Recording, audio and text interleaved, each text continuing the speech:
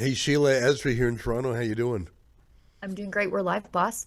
I know. That's why I was introducing myself to let you know I was here, to let our Sure. viewers know I'm here. I just got back.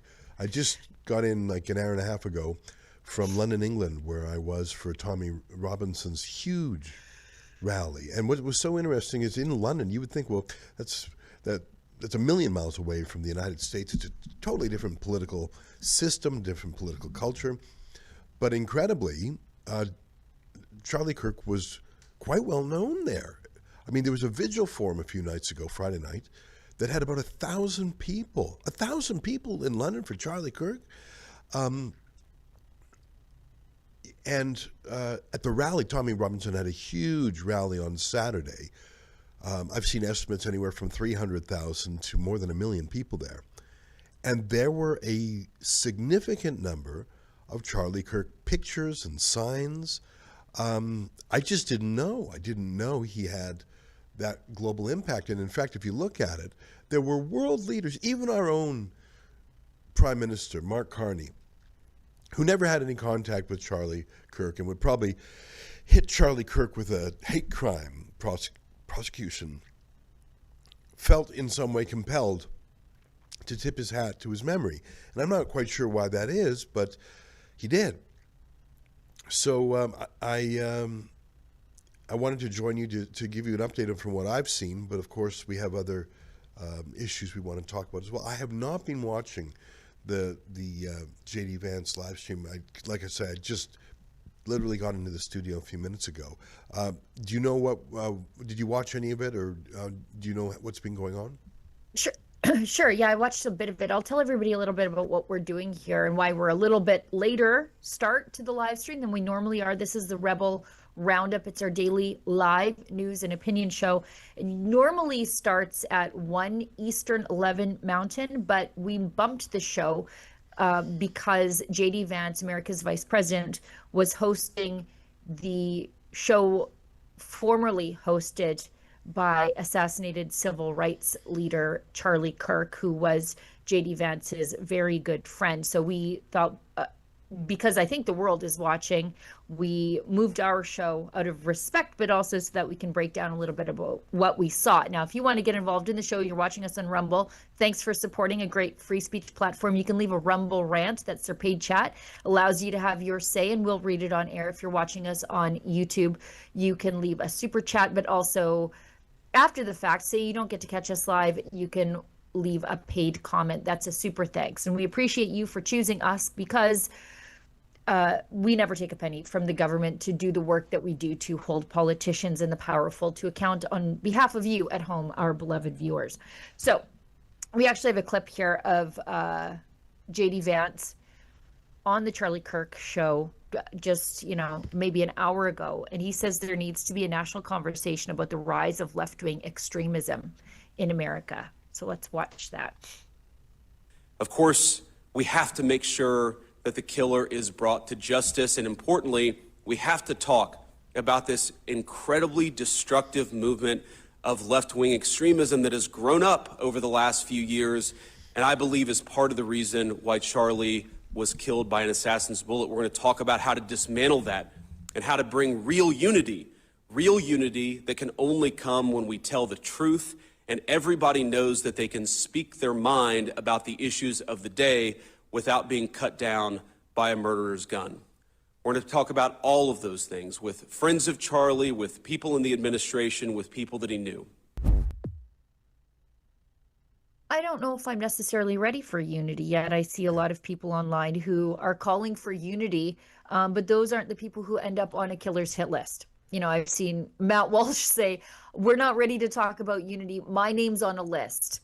And it was within hours of Charlie Kirk's death that the left-wing lunatics, even here in Alberta, they were saying, well, Danielle Smith should be next. The drag queen that subjected a United Conservative Party candidate to a struggle session, Carla Marks, that was the drag queen's name. The MLA was named Jennifer Johnson. That drag queen had said, okay, great. Now Danielle Smith next. So, Oh my God. it's horrendous. You know, Freedom of speech is easy in easy cases. It gets tough in tough cases. And you have to sometimes think, well, what is the pith and substance of it? Is a death threat really about political expression, or is it something different? Is it violence? If you just muse about it and say, oh, I wish he were dead, that's not a death threat, but it is so gross. I don't think someone should be prosecuted under criminal law for saying, I wish someone were dead, or even I wish someone were killed. That's odious, that's gross. But I just think that we have to tolerate it as free speech. But we don't have to tolerate it in other ways.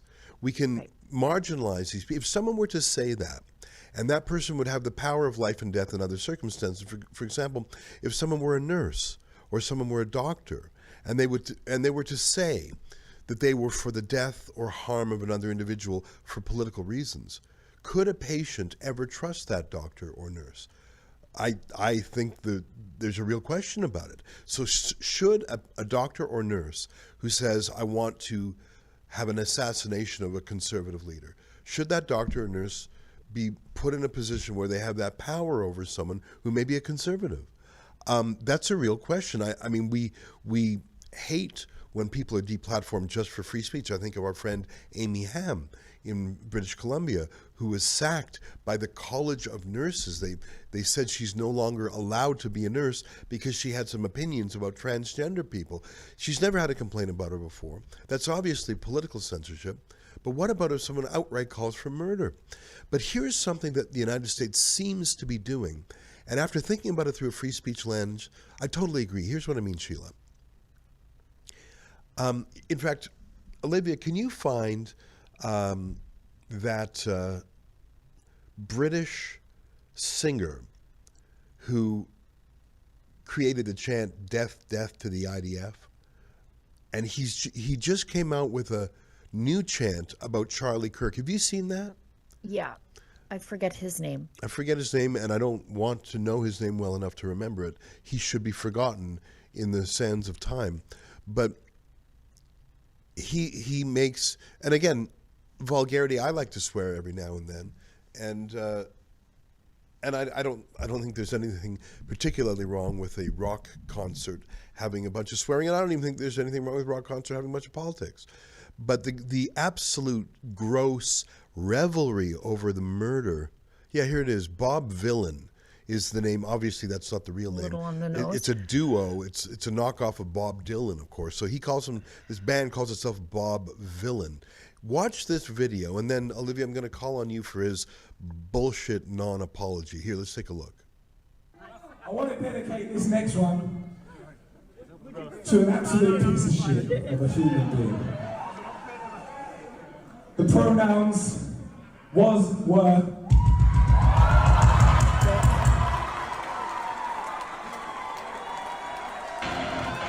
Because if you chat shit, you will get banned. Rest in peace, Charlie Kirk, you piece of shit. Oh shit. Yeah, so Palestinian flag in the background, too. of course. I mean, so that guy, and I just swore a moment ago, so I can't knock a guy for saying the word shit. So he is reveling. He is jubilant. He is whipping up a crowd. He's normalizing political violence. But here's the most important part of this. Sheila, he's a foreigner. He's not an American. But if you can believe it, he tours outside of the UK. And so apparently, and this is if I understand things correctly, and correct me if I'm wrong. So I think if I understand things correctly, he was going to have a tour in the United States, and his permission to enter the country has been revoked, if I'm understanding the news correctly, and someone jump in if I'm not. So he made this grudging non-apology. Take a look at it. We'll play it just for a second. Olivia, I think I saw you had it. Take a look. Yo, real quick. At no point during yesterday's show was Charlie Kirk's death celebrated. What? At no point whatsoever did we celebrate Charlie Kirk's death. I did call him a piece of shit. That much is true. But at no point was his death celebrated. If it was, go find me a quote, go find me something that proves that we were celebrating his death. You're not going to find it. because it didn't happen. What did happen is one reporter that bought their ticket online. You know what? We don't need to hear more from the liar. We literally just saw Right. it from the were to the get banged to the rest. You know, I'm not going to. I don't need him to send me a legally authenticated memo that says, I hereby declare that I am celebrating Charlie's death. Yeah. There are lots of different ways Right. that you can do that. And he obviously did. Hey, I know you want to add something to that, but I just want to show you what normal people did in Edmonton. So we've seen the worst of the musicians. Right. But in Edmonton on Saturday night, it would have been Morgan Wallen, country star, honestly, and not known to keep his opinions to himself when it comes to his conservatism. He's run afoul of the cancel culture mob himself, and then he went on to, I think he won a Grammy or a CMA right after, so it didn't actually work. Commonwealth Stadium is where the Elks, now they're called, that's play. the big stadium. That's the biggest one in Edmonton. That's the big if I'm girl. not mistaken. Yeah. It's huge. This is what they did this is what Morgan Wallen did, and this is what Edmontonians did. And I should note, Morgan Wallen is of the younger genre of country music. So this isn't your old fogies like me. This is young people's country music, and this is what happened at Commonwealth Stadium. It's been hitting me harder in the last couple of days, and I just wanted to let Erica Kirk know that me and my family are sending prayers her way. Y'all sing it with me if you know. And I said it out another big enough man. I'm a little crazy, but the world's insane. I keep a loaded 44 sitting by the bed. All right, I missed the introduction. It was a little fuzzy for me to hear. What did he say? He said it's hit him harder the last couple of days, and he was sending out his prayers to Erica Kirk and the family. That's a normal human response. I mean, exactly. It's okay to shut up about it. There's a reason our parents use the phrase, if you have nothing nice to say nothing at all. You don't have to have a false testimony of your love for a foreign activist in another country. You're not compelled to have an opinion on it. And if you have a harsh opinion, you have the right to keep it to yourself. So it's not like people are going around and pressing people to say something. So imagine how gross you are. And Bob Villan, what a loser. In the UK, I mentioned a moment ago that 1,000 people showed up at the vigil for Charlie Kirk. But I still maintain that Charlie Kirk is not a household name in the UK. They do have Turning Point UK, they do. But it is not a dominant force like it is in America. So Bob Villan probably didn't have an opinion about Charlie Kirk until 10 minutes ago. There was no compelling reason for him to weigh in. He's just a disgusting human being. In fact, can you grab me another Bob Villan clip, Olivia? He was saying something about, you want your country back, you're not going to have it, or your country is crap, or something. There was something just so shockingly anti-British, just so. He's a nihilist. But here's my point, and I'm finally closing it. So he's a Brit, and by the way, if you were to say such a thing about let's say Islam in the UK, you'd get arrested for a non-crime hate incident. But he's a Brit. And America has an absolute right to keep out anyone they want for any reason or no reason. That's just one of the things about countries. And so every person who does what Bob Villan, I should use his real name, I forget it. It's so stupid saying Bob Villan, but he's a stupid guy. Everyone loves to go to America. You know who loves to go to America the most? People who hate America. Because they don't actually hate America. They just hate the fact that America is strong and proud and free, but they love going there for its wealth, for its energy, for its cities, for its everything. Who in the world, Cubans, Soviets, Muslim leaders around the world who rule dictatorships, everyone loves going to America. So Bob Villan I feel the urge. I just came back from the UK, Sheila, so I got all these swears in my head because they love to Let it pepper go. things with swears over there. And I'm not going to say the most devastating swear, which comes up a lot over there. Let Bob Villain stay out of the United States forever.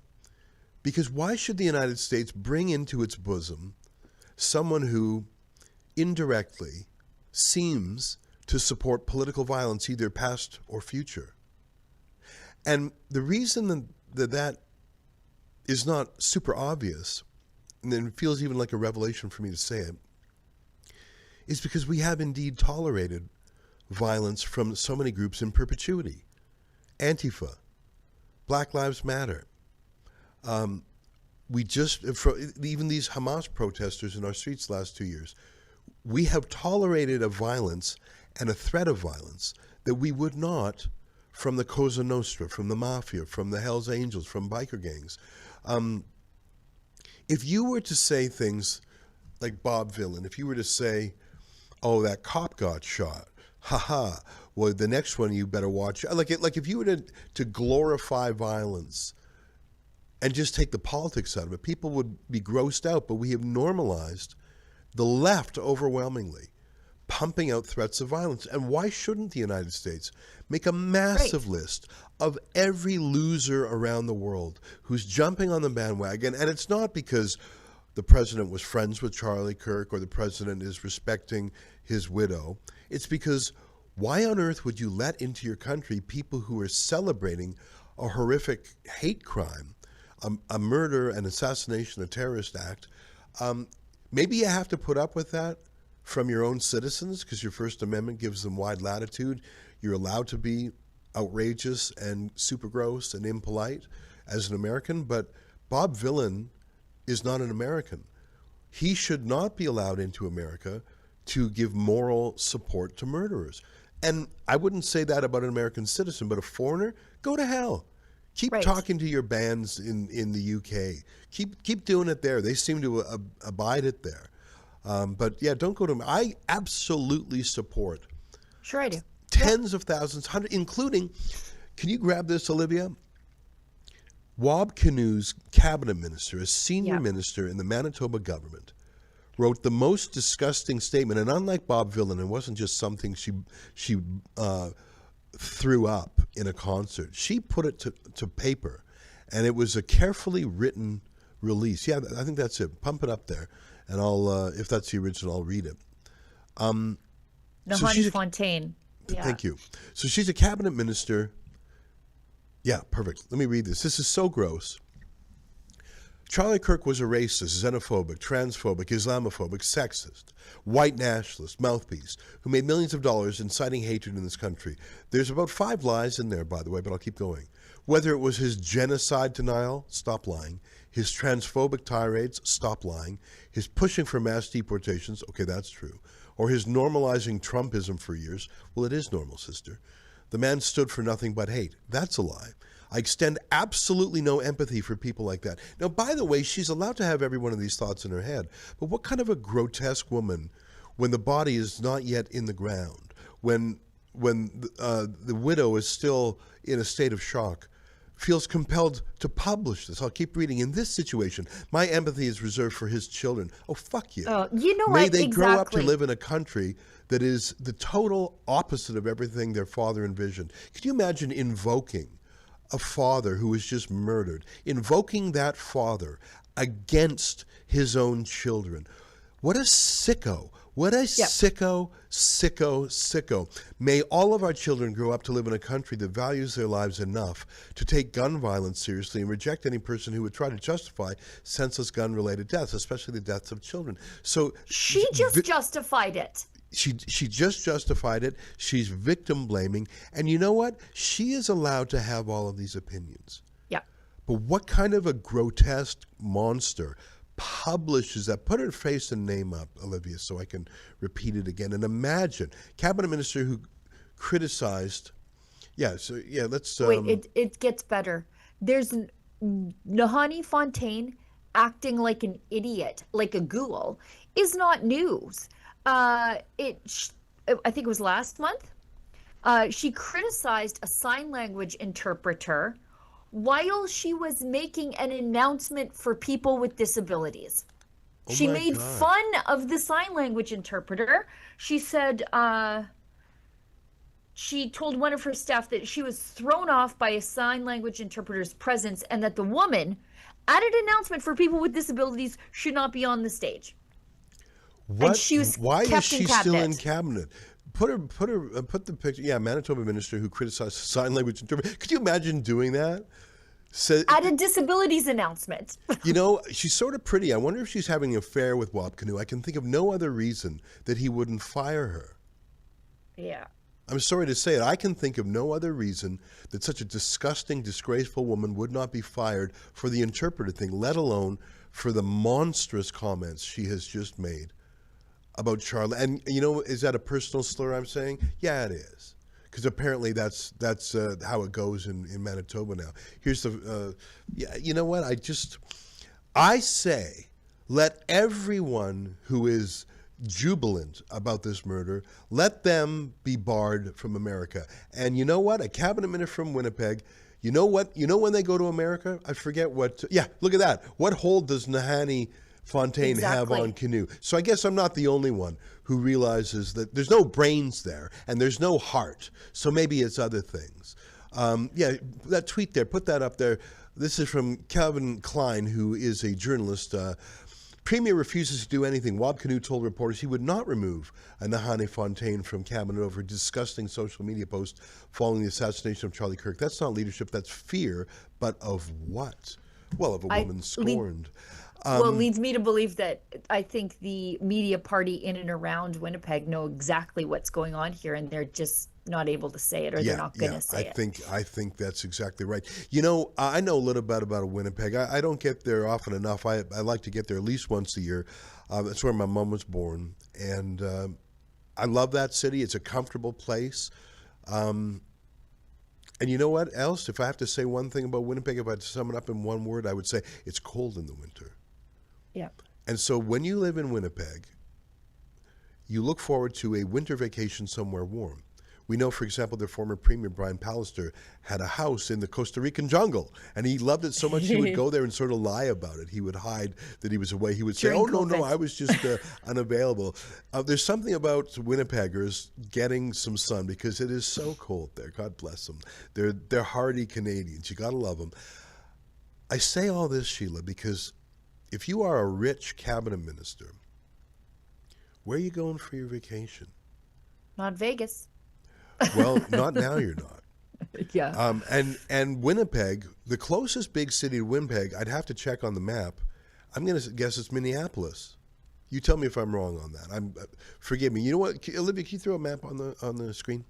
And you cross the border maybe for shopping. You cross the border for maybe a road trip. You go down to Florida. Maybe you go down to Phoenix. Whatever. Don't let her do that. Let her be a bigot in her own home. Let her and Wab have a winter vacation somewhere, some chalet and scroll out. I want to see if that's Winnipeg. Yeah. So what's the nearest big city? I can't quite see that. Let's look. Anyhow, it's not important. I'm just saying. You see where Winnipeg is. If you're going somewhere, you're going south. Yeah. You're going to Chicago, you're going to Minneapolis, you're going to Vegas, you're going to Miami, you're going on a cruise. Don't let them do it. Yeah. I believe she has the absolute legal right to say every word there. Right. I don't believe in cancel culture. Nahanni Fontaine won't be fired over Charlie Kirk comments. This isn't Right. cancel culture. It's she has expressed a point of view, reveling in violence, showing tremendous cruelty towards the children. It would be too easy to show her the door, Manitoba Premier said. Really? It's so easy? Why don't you, speaking to reporters, you know what? All right, let's start a pool. I say that Wab Kinew and Nahanni Fontaine have a story yet untold. Let me leave it there. By the way, Little Miss, I don't believe in cancel culture. She's one of the biggest advocates for criminalizing so-called residential school denialism. But I think the most vulgar part of her statement was that she was doing this self-congratulatory moral preening thing where, can't you see, I still have compassion for the child victims of not the murderer, but of this bigot dad. Yeah. She made herself the good person in all of it. Let me say Sick. one more thing about what's going on here. The murder of Irina Zarutska. Yep.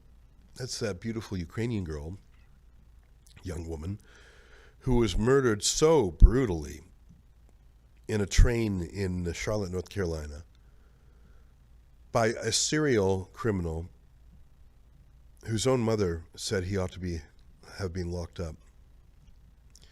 And Irina Zarutska and then Charlie Kirk back to back. The murder of Irina Zarutska was not political, although I should take that back because the murderer can be heard saying, I got the white girl, which implies that there was some racial animus there. The left has absorbed violence into their bloodstream. In the case of, and I've just momentarily forgotten the name of the alleged murderer. I'm not even going to call him alleged murderer. We all saw the video. He murdered the girl. Right. Look, if you could put the name on the screen, I'd be grateful. I would say that was an act of ultra-violence first and politics and racialism second. But there was a racial element to it. And the immediate refrain from the left is, don't be so harsh on the mentally ill. Don't lock them up. Don't, right. The immediate reaction was to side with the murderer. And even if the language didn't say so, the actions do. And you've seen for the past month Donald Trump try to stop this by sending in the National Guard to buttress police for, DeCarlos, what was the name there? DeCarlos Brown Jr., 34 years old, murdered 23-year-old Irina Zarutska. So you have seen mayors, like the mayor of L.A., communist woman, the mayor of Chicago, communist man, and other mayors and other leftist governors, like Pritzker in Illinois, say they are positively against. Oh my God! Yeah, I don't want to see that anymore. I know, you know what? I was listening to Sam Hyde this morning, and he said, "No, you've got to see it. You've got to watch it. You've got to have it burned into your mind. You've got to remember it. Don't just have it be a rumor. You've got to see it and know it. There's something to that. I don't know. I don't have the same tolerance for. I don't have the same. I don't want to see it. It's just like I know I should look at the October 7th brutality. I just can't see it anymore. I can't. It immediately puts me in a intemperate mood for an hour. Let me get back to my point. The left has embraced and enveloped and absorbed and is regurgitating violence. It is a species of it's violence-ism. Yep. It is, as the murderer said, I got a white girl. Right, and everybody else did nothing. Like They got off at their stops. Yeah. Well, she died alone. Oh my God. So it wasn't. I will make allowance for the fact that the murderer may have been so psychotic that what he did cannot be fit into political lines. I will make allowance that is a possibility. But what I cannot excuse is the reaction by sober-minded, mentally healthy liberals and Democrats who have either flushed this story down the memory hole because they don't want to talk about it, or defended his bail and being out on the street, or have rebuked Donald Trump for wanting to do something about it. Yep. And the assassination of Charlie Kirk is not a one-off. How many times is Rand Paul being attacked? How many times do we see the Hamas left in Canada? Go ahead. Steve Scalise. We're just pretending like Steve Scalise wasn't damn near assassinated in 2017. And everybody said, we need to talk about left-wing violence, even though the guy was a burning bro. And then they just shuffled it under mental illness. And we weren't supposed to talk about it again. And Steve, by the grace of God, survived. And now we have Charlie Kirk dead. Well, and Donald Trump himself, the survivor of several assassination attempts, one of which missed killing him by an inch. And the language of violence, there's and I'm swearing a lot. I swear on TV maybe once a year. I've sworn twice on this show, and I can't blame it on being in the UK for a few weeks, because actually the people I were with were quite polite.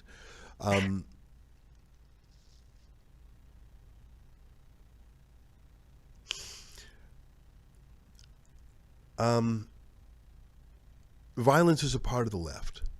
Yep. There is a man in Canada named Charlie Angus, who's a hardcore left-wing New Democrat. And he has teamed up with a pro-violence U.S. website called Meidas Touch, M-E-I-D-A-S Touch. And could you go to Charlie Angus's Twitter page, please, Livia? And it's a hardcore left-wing site, and I don't know what it's trying to do. Is it trying to be a commentary site? It's basically Charlie Angus talking about starting this site again and again and again. I'm not sure if he still is an MP. I don't know. No, he's retired. Yeah, okay. He should change his bio. He frequently posts on the radicalized site of Blue Sky. We should be treating it like WeChat. Right. Maybe even worse. Right. Can you find... maybe it's not on his own account, but I saw Charlie Angus was circulating an image of Antifa, and here's my point, Sheila, with baseball bats on it. Antifa does not play sports. Right. The baseball bats that Charlie Angus was circulating and promoting was for violence. It was promoting a violent response to, on Saturday, I was in the UK at the big rally that Tommy Robinson had there. I actually spoke. But here in Canada, in Toronto, there was an Echo rally and some Canada Firsters, and I don't know who was there, and I just don't know. But Charlie Angus was promoting a violent response that included Charlie Angus showing the images of baseball bats. I think you got it there. Yeah, I think that's it, Olivia. Imagine that. Yeah, there it is. Thanks for finding it. Good stuff. The racist hate mobs are coming to Christie Pitts on Saturday, September 13th. Oh, so people who say Canada First are racist hate mobs. The choice is provocative. Oh, okay, so going to a park is a provocation. This is where people fought the Nazis in Toronto in 1933. There will be a huge rally in the park this Saturday at noon to show the haters they aren't welcome. And Christie Pitts, Hardball League with baseball bats. Can you click on the link there? I'm just, if that's a clickable link. If not, don't worry about it. It's not that important. In a normal country, CSIS would be at his door. Yeah. Well, if he was on the other side, I mean, I keep hearing, don't worry about it, Olivia, it's not that important. I keep hearing about how all these right-wing extremist groups and militias in Canada, I haven't seen them be so brazen as to say, bring your baseball bat, we're going to show the other side what's up. I haven't seen them at all. Yeah. Because as in the supply does not meet the demand. Yeah. Or the stories of demand. I don't know if we want to... The left, I mean, the Antifa is the street gangs. Yeah. The street The foot team, soldiers. The foot soldiers of the NDP, of the Liberals. And it has been normalized and internalized in the left. And I think there's a crisis on now. When you realize what that turns into, like we haven't got to the bottom of who the assassin was. I'm following Andy No, it's spelled NGO, who is deep into what he calls Trantifa, which is the violent weaponization of transgender extremism. So trans people who are basically becoming pro-trans terrorists. It looks like that's who the assassin is, and Andy No is plumbing around whether this was a lone wolf or part of a larger movement. Yeah, here's Andy No. Unmasking Luna, how I found the evidence confirming that the Charlie Kirk assassin suspect's alleged lover is trans, anti-Christian, and on hormones. Suspect Tyler Robinson allegedly killed Charlie while he was answering a question about trans shooters. We all saw it. So, all the time in Canada, we see, who's that trans extremist who you bumped into in the street one day? Faye Johnstone. Faye Johnstone. Federally funded Faye Johnstone. And Faye Johnstone is one of the Antifa types who uses violent imagery, am I right? Completely. You know, they say it'll be a t-shirt with protect trans kids. We've seen this all the time. And then it's like a gun or a bat or a knife more frequently. That's calls to violence against people who just simply disagree with you. Protect trans kids from what? Their parents? Yeah. You know, I haven't read the section in the criminal code in a while called criminal organization. Olivia, I hate to do it to you, but can you try and find the criminal code section called criminal organization? That's the Canadian version of what our American friends called the RICO Act, the Racketeer Influence Corrupt Organizations, if I'm going from memory. It's a law that was brought in to break the back of the mafiosi. There you are. That was great. Here, let me read it to you from the criminal code. Thank you. Criminal organization means a group. Now, Sheila, you tell me if this meets the test of some of the things we've just been talking about. So this is the Canadian version of a RICO law. Criminal organization means a group, however organized, that A, is composed of 3 or more persons in or outside of Canada, and B, has as one of its main purposes or main activities the facilitation or commission of one or more serious offenses that, if committed, would likely result in the direct or indirect receipt of a material benefit, including a financial benefit by the group or by any of the persons who constitute the group. It does not include a group of persons that forms randomly for the immediate commission of a single offense. Okay, so you know what? You have to have that financial aspect to it. I do not believe this would necessarily fit with Antifa because I don't think they're about making money like the Hells Angels might or like the Mafia might. They are obviously more akin to a regular terrorist group. In fact, I don't know the right word to, so I won't impose on you, Olivia, to find some of the things you're not allowed to do to a terrorist group. But I think Antifa, I'm going to say it. In fact, hey, I'm going to make a prediction. Are you ready? Prediction popped in my head. Sheila, mark this. I predict that within 30 days, the President of the United States will issue an executive order declaring Antifa to be a terrorist organization, and so listed under the official roster of terrorist organizations by the Homeland Security Agency. And that Donald Trump, who is sick and tired of crime, will dispatch tremendous federal resources, the FBI, probably the first, to break the back of Antifa in the United States, not only on the streets, but by going deeper. Who's funding them? And I think we know where that leads, including to George Soros. I predict, what's the date? It is Monday, the 15th of September. Sheila? Okay, I'm writing it down. I think Donald Trump should and will, in fact, I bet he's already ahead of me, bring in an executive order. And what would you do if you're a Democrat on the other side? See, that's, in chess they call that a fork. I'm not swearing again. A fork is when you move a piece and the other side is going to have to choose which one they lose. Because you moved the horsey, I think that's what they call it in chess, and the horsey can take out a bishop or a rook. What are you going to do? It's a tough pickle. Here's the fork that Donald Trump is going to do. Either the Democrats bite their tongues, say nothing, and have their street teams arrested, actual violent people, not the meandering sorts that were arrested on January 6th. So are the people who arrested hundreds for the great meandering of the January 6th walkthrough of the Capitol, are they actually going to defend Antifa and Trantifa, especially in the wake of an assassination? That's the fork, Sheila. I think they Either are. they go silent and lose their street teams, or they say, don't. Donald Trump, don't go after the violent ones. Donald Trump, don't go after Antifa. Well, that's a win either way for Donald Trump. Yep. And it's a win for the American people. I mean, root them out. I've been to Portland. I went to Portland. Andy No actually sued some of these Antifa who tried to kill him. Yep. I sat there in the courtroom, Sheila, and Antifa were threatening the jury. I saw it with my eyes. Yep. They were threatening the jury. It was just like the mafia. Yeah. All right, you know what? I'm going to start poking around, and I'm also going to tweet my encouragement to the president.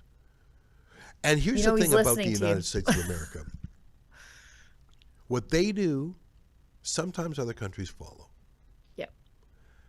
And in fact, I would say, if Mark Carney meant a word he said about Charlie Kirk, then he should ban Antifa. You know, Justin Trudeau banned the Proud Boys for no reason at all.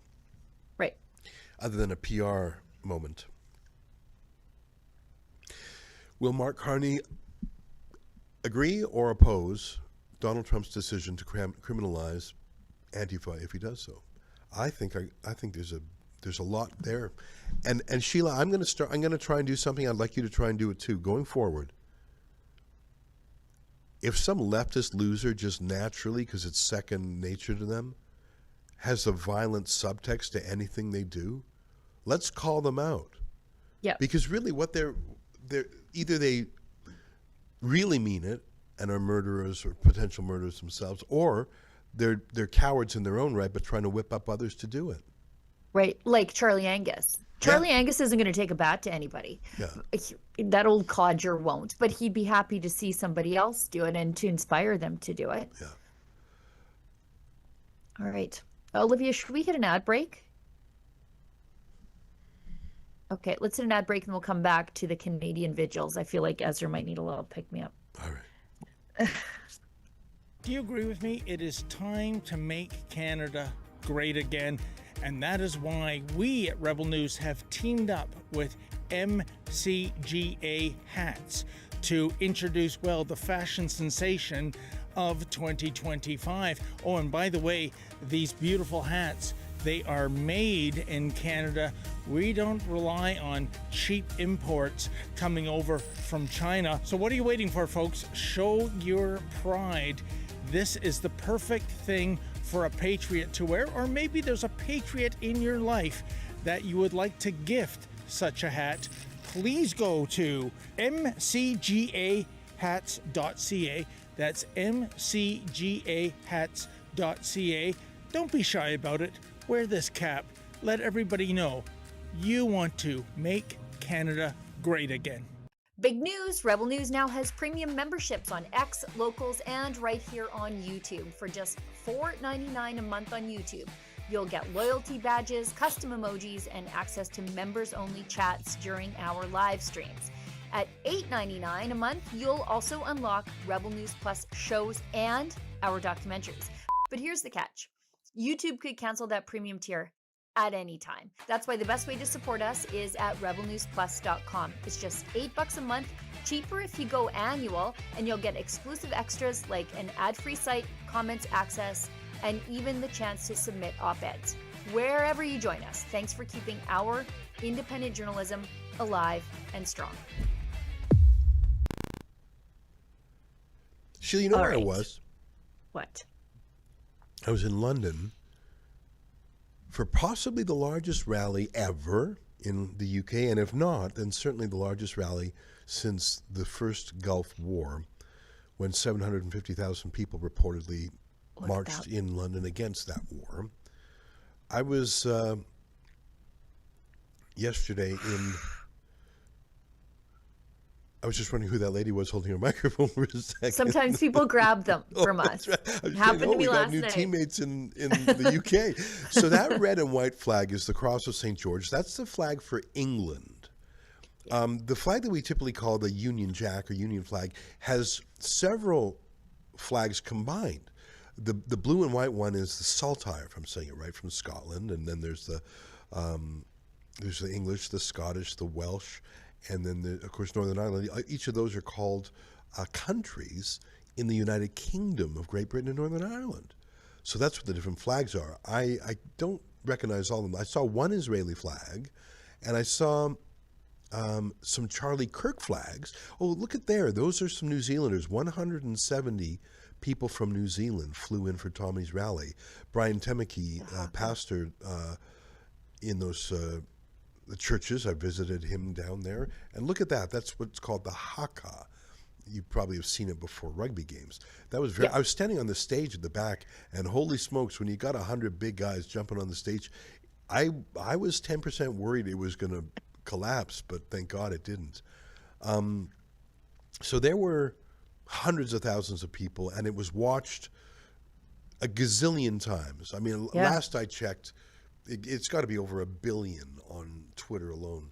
And speaking of Twitter, Elon Musk was the surprise guest, and he had an 18-minute chit-chat with Tommy. Oh, there's me. 18-minute chit-chat with Tommy live via satellite link or whatever. Elon Musk was not there in person, but they had a kibitz, a little chit-chat for 18 minutes, and boy, was that well received by the crowd. And if I were the establishment in the UK, I would be somewhat worried, because Tommy on his own, with grassroots power alone, got hundreds of thousands of people out. And now add to that the stubborn, principled conviction and a few resources of the world's most important innovator, Elon Musk. And that's a combination for something. I don't know exactly what will come from it, but it was quite exciting to see. The event started, the march started, I think, at 1 p.m. We got to the stage at 2 p.m.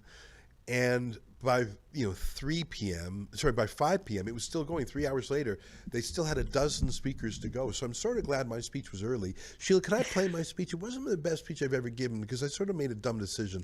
I actually was nervous for the first time in like 30 years. Yeah, that's not like you. About giving a speech. Normally, I love it. I just give it. But I just thought, like, one thing Tommy said is, you've got to keep it under 5 minutes. So I thought, oh gosh, so either I'm going to be way too short or too long. And I thought there could be up to 1 million people. Well, there were millions watching. And I thought, I'm going to screw this up if I don't write it down. So I wrote my speech out on my phone, which kills the energy. You're reading from your phone. You look sort of stupid. Yep. But with that apology out of the way, here is my speech, if I may. Do you have it there? I think they're digging it up. We'll get it. It's on YouTube or Twitter. Yeah, it's about 4.5 minutes. There it is. Got it. Yeah. Okay, here it is. Hello! Hello and welcome to the hundreds of thousands of you stretching for miles in this great city. And hello to the millions more watching online around the world. That's part of the story, isn't it? The establishment media, the regime media, the legacy media, the government media, they haven't mentioned this rally. They want to pretend it doesn't even exist. Well, it exists. You exist, even if the media party pretends you don't. And if the only source of news we had was the regime media, that would be a problem. But across the United Kingdom and in my country of Canada and around the world, a new generation of citizen journalists is arising to tell the other side of the story. Whether it's the Canadian truckers or the Dutch farmers or now the mothers and grandmothers protesting outside Britain's dangerous migrant hotels. Just as establishment politicians have failed to loyally serve the people, establishment journalists have failed to honestly tell us about our world. But here's the good news. Each of you can be a journalist. If you have a cell phone with a video camera, you can be a journalist. If you have an X account, you can be a journalist. To fill in the blanks left by the media party, our host today, Tommy Robinson, is in fact Britain's leading journalist. And the response from the regime to simply call everyone a racist, it just doesn't seem to work anymore, does it? And more people will watch this rally online than watch all of the official TV news stations and newspapers in the UK combined. It's not easy being a dissident these days, though. Police will find a way to arrest you. Even just for a post on social media, 30 people a day across the UK are arrested for mean tweets. Some of them, like the mother, Lucy Connolly, are sent to prison for their words. This in the country that gave us the Magna Carta and set the standard for free speech. That's why there are so many people around the world watching, because we're worried about Great Britain. We love you. You're the place that taught us about responsible government and freedom, and you're losing both, and it's painful to watch. The British people are slow to anger. They're polite. They believe in keeping calm and carrying on. They believe in a stiff upper lip. As Kipling said in his poem, The Beginnings, hating is not in the blood of the English, but even the English have had enough. Some people want to ban Tommy Robinson, to silence him, to jail him, perhaps even worse. I don't think he can get a fair trial anymore in the UK courts. He's become the official scapegoat, the official enemy of the state. And yet he keeps going, warning his fellow countrymen. The best time to have heeded Tommy's warnings was 15 years ago. But the second best time is right now. And I think that's actually happening. Mainstream politicians and journalists are now talking about stopping immigration and even mass deportations and re-migration.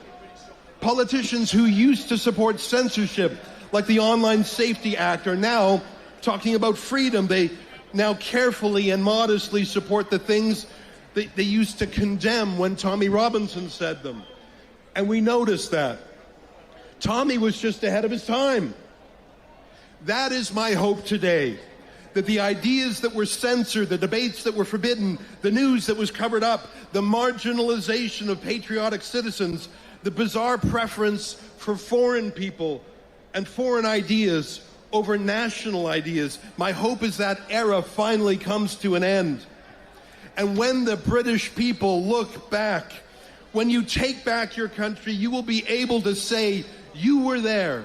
You were there at a turning point. You were there when the people decided in their millions to no longer be afraid to love their country. Good luck, and keep fighting for freedom.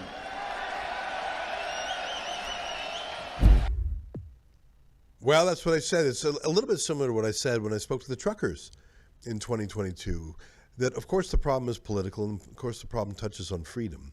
But part of the solution is citizen journalism, and that maybe sounds like a one-note song, but I really do think it's important. You know, when I covered Tommy Robinson's rallies, let's say 5 years ago, there would only be a handful of citizen journalists, and Rebel News was the most prominent amongst them. This time there were dozens of citizen journalists, maybe even 50, I don't know. And some of them have grown quite large. It also helped that Twitter is now very free, and Elon Musk himself was retweeting that. So it was very exciting. And Sheila, another one of the comparisons I'd make with the truckers is that there was no political party that supported the truckers. You remember that Aaron O'Toole was the Conservative Party leader at the time, and he in fact instructed his MPs not to visit them. There was no big business. There was no media company other than, I'd say, Rebel News. It was organic. There was no big funding. They tried to crowdfund it, but that money was seized or frozen. And so the fact that it was large was even more impressive. Same thing with this rally. There was no elected political official there from the United Kingdom. There were some politicians from foreign countries that I think some of them had a political office, but none in the UK. There was no party, there was no financier, there was no establishment, and yet they had hundreds of thousands. Trevor Phillips wrote or said last night on TV, the Prime Minister couldn't pull that many people. The opposition leader couldn't pull that many people. He wrote an article in the Times of London today that he had some rough language for Tommy, but pointed out that these were very normal, regular Brits who were out there, and if the government doesn't learn to deal with their issues, they will be crushed like a bowl of eggs. Yep. I don't know if we want to stay on the UK trip, or do we want to move into the sister protest for this, where we were met by the aforementioned terror cells of Antifa on the streets of Toronto. Our friends David Menzies and Efron were out to cover the Canada First rally, which was in support of Tommy's simultaneous rally. And Canada First protesters had to face off with Antifa. Of course, there should have been more police on the streets to deal with this stuff, but there never really is. Efron, Olivia, I'll let you pick the clip of your choice. No retreat! No retreat! No retreat! No retreat! No retreat! No retreat! No retreat! No retreat! No retreat! No retreat! We see the true north strong and free. The far and wide old Canada, we stand on God for thee. I haven't seen that many Canadian flags in downtown Toronto, well, actually ever. Right. There's another clip. So Antifa shows up. I think singing the national anthem to them is like speaking Latin to a demon. It really agitates them. Yeah. Efron captured some more chaotic footage. And this is the crowd, actually. You can draw a direct line from this to Charlie Angus because this is at Christie Pitts Park. Yep. And you can see and hear the vile rhetoric, according to Efron, screamed by these radicals towards the Canada First protesters.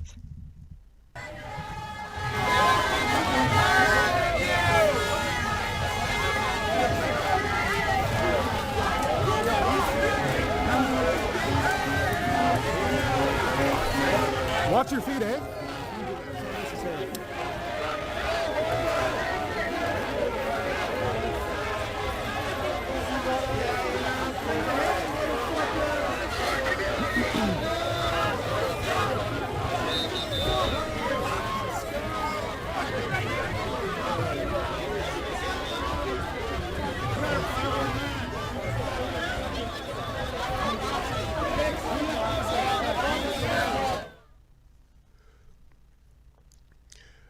You know,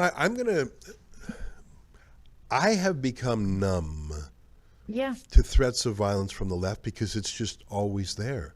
But the last week, first the murder of Irina Zarutska, and then the murder of Charlie Kirk, and the resistance of the leftist parties to Trump, just to deal with non-political crime, makes me realize what a problem it is. Yeah. And they show up looking to fight too. Like they show up intentionally to try to get violence out of the right. In fact, I saw something very similar at the Edmonton Vigil. There was a lone Handmaid's Tale LARPer. She showed up to crash the moment of silence for Charlie Kirk at approximately 8:30 last night. She wades into the reflecting pool in front of the Alberta legislature where 2,000 people showed up to honor the life and legacy of Charlie Kirk. She brought her photographer with her. She got absolutely no response from the crowd for the longest time until she started splashing around and being distracting. So I think we have a video of what happened. Anyway, she came looking for a fight, and instead she got a deliverance ministry. People came out of the crowd and started praying over her. And then she sort of had a meltdown because of it, sat down in the water for like maybe half hour, 20 minutes, half an hour. You could sort of see her behind the cop there. She sits down in the water and has a tantrum, and the Christians are just sort of praying over her. And then because she was fearful, the sheriffs escorted her away to keep her away from the very, very dangerous Christians who, if things got any more dangerous, they might have had a bake sale. Like it was just ridiculous. But they come looking for drama. They turn these events into something for themselves, and then they don't get it, and then they have a tantrum. You know, and I say again, I believe in freedom of speech. I really do. Yeah. Even though I'm grumpy about it sometimes. But there are other rules of society beyond the criminal law. Right. I mentioned not allowing foreigners in. Let Bob Villain never see New York City again. Never go to L.A. Never go to, when he finally has kids and settles, never let him go to Disneyland. Never let him go to Washington, D.C. Never let him come to America. And I want to show you someone who sort of danced on Charlie Kirk's grave at Texas Tech and said extreme things. But it wasn't the words, it was the moment. It was crashing a vigil. And again, I don't think she said or did anything criminal. I really don't. And I really wouldn't want her to be prosecuted or charged for anything criminal. But to do what she did here as a college student under the rules, the non-academic rules, there's a lot of non-academic rules to be on campus. Here, take a look at this young woman, and I'll have a little spoiler alert and tell you that she has been kicked out of university. Take a look. Homie dead. Fuck your homie dead. Fuck your homie dead. He got shot in the head. Fuck your homie dead. Yeah, fuck your homie dead. Evil is real, people, and it kind of looks like that. Evil. Evil. Murder is bad. She is evil. Have not said. Why are you being so hateful? Why are you so hateful? Why are you so hateful? Why are you so hateful? Yeah. Hey, can somebody tell her to back up? Can you not put the camera in my face? I'm sitting here. You walked up to me. Okay, well, I don't want this. I said rest in peace. And I can just leave it alone. Please don't come after Ma'am, me. I want to be left alone. I'm not emotional, ma'am. Don't tell me what I am and what I'm not. You can get out of my face because I could tell you what you are, but you won't like it. You're being aggressive. You're being aggressive. I'm not being aggressive. My voice is very calm. You're calling me aggressive because I'm a black woman. Not at all. No, we're not. I'm very. Homie dead. Fuck your. Yeah, okay. I mean, you know, this reminds me of the Westboro Baptist Church.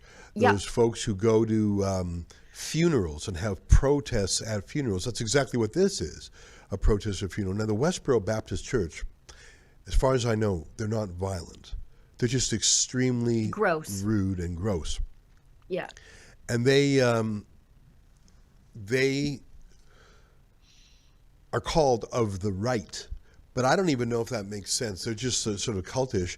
They protest against fallen soldiers. So they'll go to a military funeral. Does that make them right wing or left wing? Yeah. The media calls them right wing because they have the word church in their name. But I don't think what they're doing is right wing, certainly not conservative or respectful. But that's the right. But they're not violent. What we've seen is an ocean of Westboro Baptist Church-like behavior. And we've seen it. There was some University of Toronto professor who had such a thing recently. And I think a professor, I mean, I wouldn't want to be in the class of a professor who was absolutely obscene. To me, what I'm more worried about is if people say they support violence in some way and they are in a position of trust where they have some power of life and death. That would make me, then is it cancel culture or is it, whoa, you just said you believe in killing people and you have a syringe and you're a surgeon and you have, you know, I think that may be more than just a speech issue. And I say again, from an American point of view, just do not let, even if there are 10 million people around the world who on social media say something grotesque that morally sympathizes with a terrorist murder, keep them out. So what? Maybe it'll shake them out of it. It'll shock them out of it. And they'll say, oh, wow. I mean, listen, if you smoked pot 10 years ago in Canada and got a possession charge and conviction, you have a tough time going to the United States. Yep. You just do. Yep. And maybe you did that when you were a stupid kid, and maybe it was no big deal. Maybe everybody was doing it. You were just taking a little puff. And you cannot go to the United States of America today. And we're letting these people who cheer on murders walk across the border like they own the place. Like suddenly, oh, all those anti-American things I said, that was just for public consumption. I actually love going to Times Square. I love going to the most American things. No sister, no brother. You don't get to go to the United States anymore. I absolutely support that. Well, and I have been giving some thought to this because generally I'm against cancel culture. However, I think it comes down to a freedom of association issue. For example, I don't want to associate myself with a doctor who would treat me differently because I'm conservative. I don't want to send my child off to a school and pay damn good money to send her there if she has professors who think of her as subhuman because she's a pro-life Christian girl.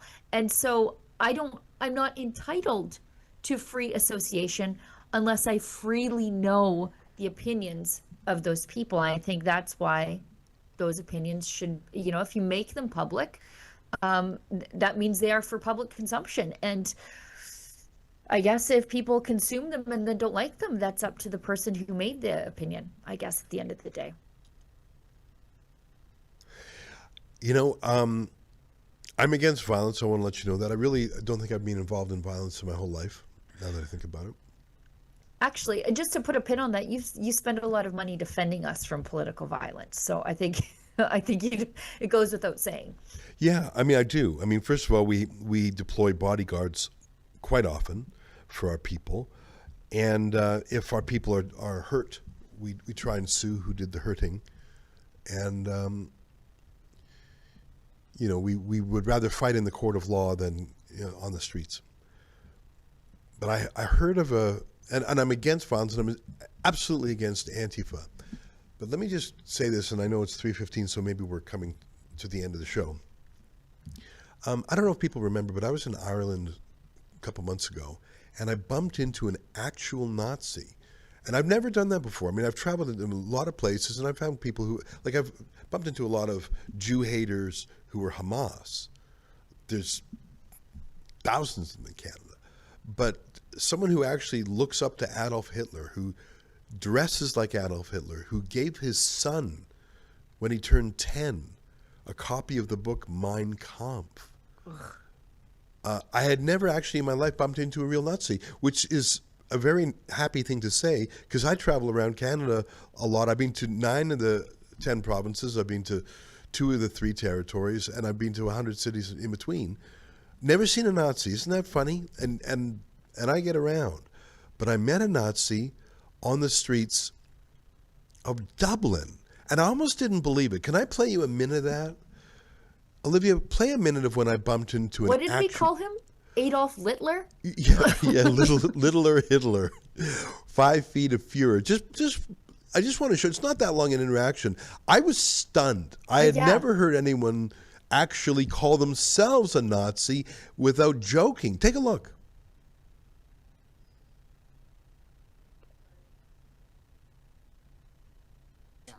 Well, most of our viewers are non-Jewish. Rewind just 5 seconds. You got to hear the first thing he says. You don't talk action unedited. Take a look. What did the cops say? Don't talk to the Jews. You don't talk to the Jews? Yeah. No. Well, most of our viewers are non-Jewish. Well, you are, so I don't talk to Jews. Okay, well, talk through me to my Christian viewers. I'm not talking to Jews. Well, I think that's a very rude thing to say.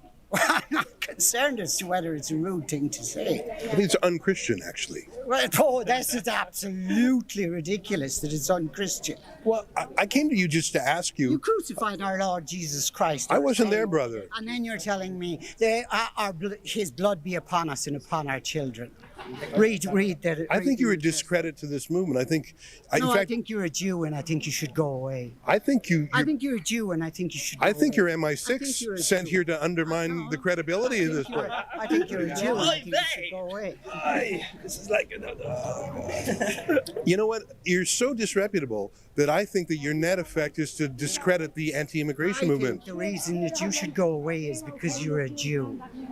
Like, that's so extreme. I think you should go away. What's your name? It's not at all extreme. What's your name? Justin Barrett. Well, Justin Barrett, I think you're an embarrassment to Ireland. No, I don't give a damn what Jews think of me.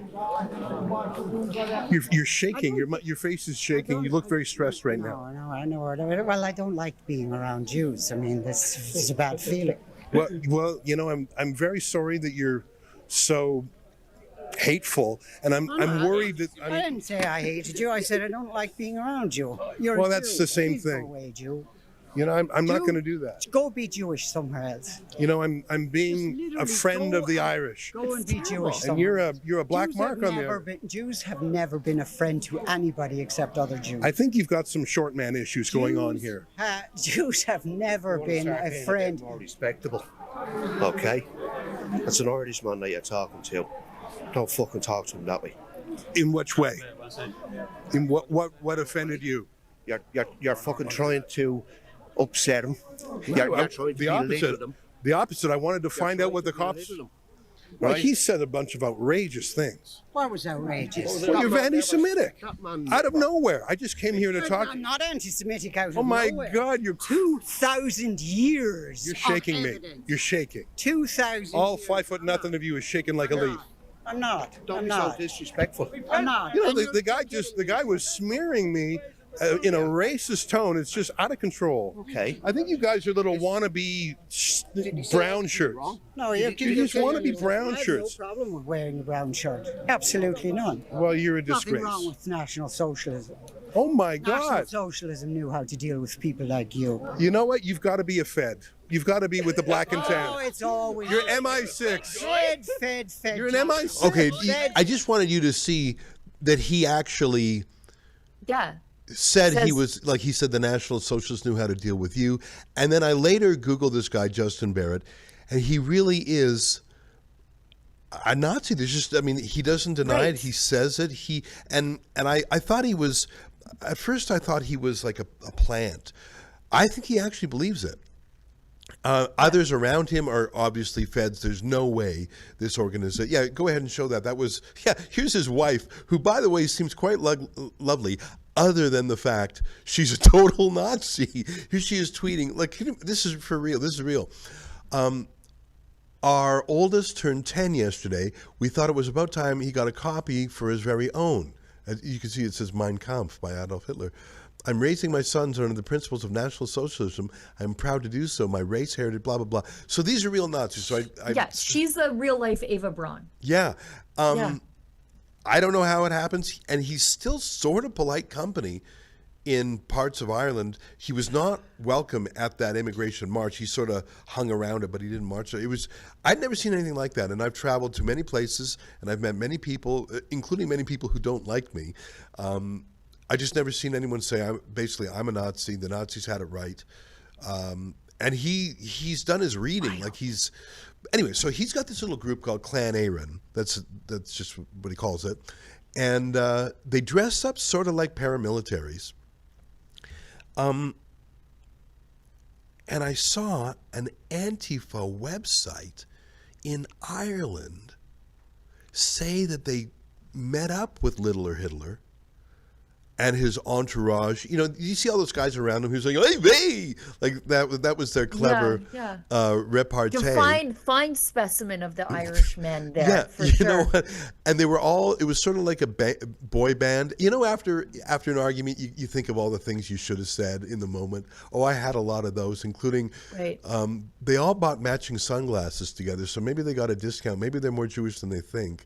And I had a lot of little one-liners that I failed to deploy in the moment. I was honestly stunned. Oh. You could sort of see it. I didn't even know what Yeah. to say.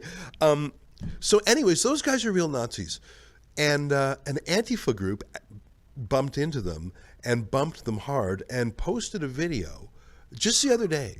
And I say again, I don't think that the 5-foot Fuhrer, I don't think a dwarf Hitler there should be physically beat up, although that's what he believes in for others. Right. But you're about to see the only recorded case, or at least that I've ever encountered, of Antifa actually fighting against a real Nazi. Normally yeah. they fight against journalists, liberals, conservatives. This is what you're about to see is the only recorded case of Antifa actually fighting a Nazi. A Roll the tape. fascist. Yeah. Fascist. Go ahead.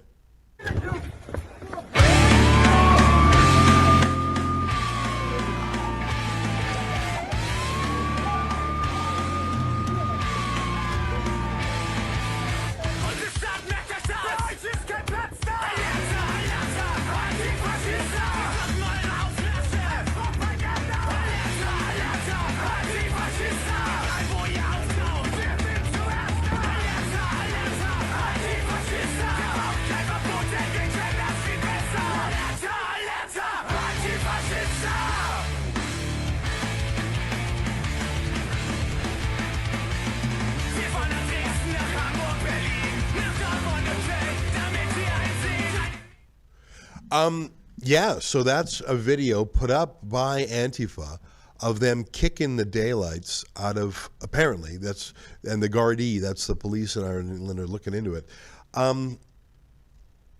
They're both atrocious. Both sides of that are absolutely atrocious.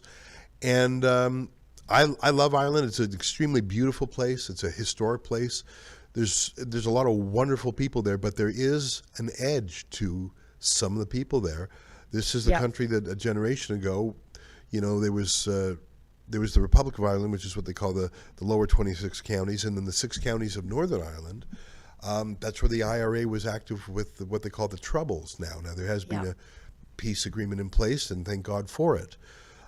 There's still tensions, obviously sectarian, but violence is not that far back in their history. Like in the United States, the Revolutionary War was 250 years ago. In Ireland, their Revolutionary War was 110 years ago. And the Troubles were just a generation ago. Yeah. And I think that some of the young men on both sides of any divide there sometimes wish they, were in an era where they could join a physically violent rebellion or army or something. So I'm not that surprised that Littler Hitler had the daylights kicked out. And that wasn't Justin Barrett on the ground, but I understand that was sort of his team of boys who were saying, "Oh, oy vey!" So they got the oy vey kicked out of them by the Antifa. I don't like either side of that fight, and I mean, I just thought that was I would tell you that little coda to the story of when I first met Littler Hitler. Yeah, normally I cheer for mutually assured destruction, but I just don't like seeing the violence in the streets. It's a little shocking for us Canadians, but I think my thesis remains, it's the left that has normalized violence far more than the right. Sheila, it is 3:25, and we've been giving her for 90 minutes, and if I'm not mistaken, this is when we wrap up.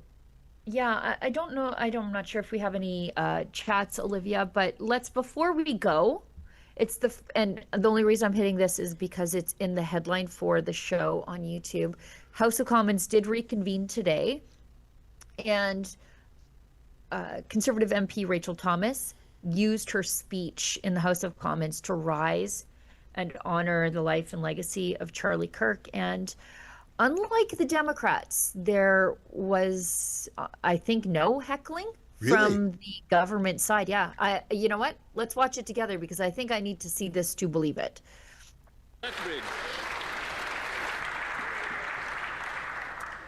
Freedom of speech is the cornerstone of a free society. It means we will hear ideas that we disagree with and express views that may be offensive. This freedom can make us uncomfortable or even hurt, but silencing voices, whether for a moment or forever, is never the answer.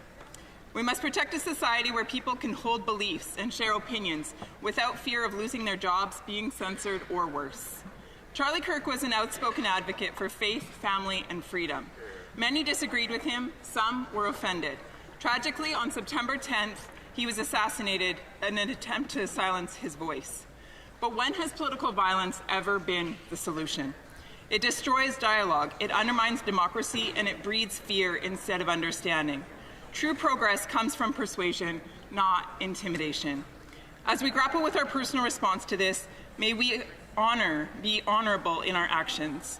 May we fiercely defend the right of our opponents to speak freely.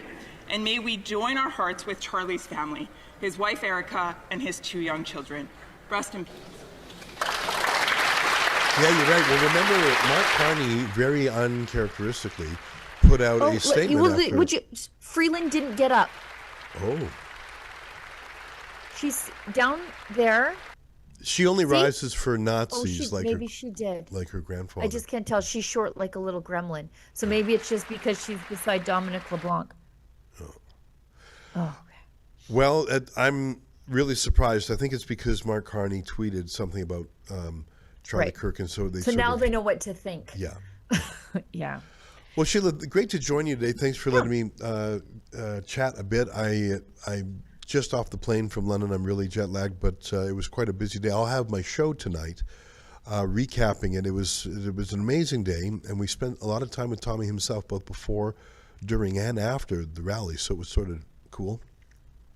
And I think the UK's politics is changing, and I think we at Rebel News had a small part of that. I certainly would never claim paternity for Tommy's good works. He was politically active long before I'd even heard of him. But Rebel News found him and met him and had him join our ranks as a journalist and showed him the ropes on a few things. And he worked for us not for that long a period of time. I don't even think it was a year. But we've kept in touch since, and not only did we sort of give him sort of training on how to be a journalist, but when he got into a real pickle, we crowdfunded his legal defense when others just didn't. And I think that that has made an important difference in his life, and it has allowed him to succeed where maybe he would have been derailed or put off of things. So I feel that we have a little bit of paternity. Obviously, it's not me personally, because it's the crowdfunding of thousands of our viewers. So let me say our viewers have some paternity over the changes in the UK now. And what's so interesting about that is our viewers are everywhere in the world. Obviously, we have a lot of supporters in the UK. It's really fun to go to these rallies. A lot of people say hi and take selfies with me. But Canada, Australia, the United States, Europe, Tommy really is a global force, and we saw that at the rally when he had speakers from across Europe. So I'll be talking about that on my show tonight. You know, before we go, we have one chat from P. Schofield 10. He's a regular viewer, regular donor to the show. He gives us $5 and says, "Don't get suckered in by any calls for unity by some Americans." Yeah, those calls are coming from the left because I think they are trying to dodge the repercussions of, I think, what's coming at them. Many uttering it are afraid of what the Kirk assassination may bring about against their hatred. Exactly that. Others are rhinos and are of no account. Yeah, people who are less brave than Charlie, wanting us to hold hands with the people who executed him, or at least the people whose ideology led to his execution, for sure. I'm not ready for unity quite yet, I don't think. I think that's it. Now we've got all the loose ends tied up, boss. All right. Well, until tonight, my show, and tomorrow, the live stream. On behalf of all of us here at Rebel World Headquarters and Sheila and our Western Outpost and rebels around the world, to you at home, good night, and keep fighting for freedom.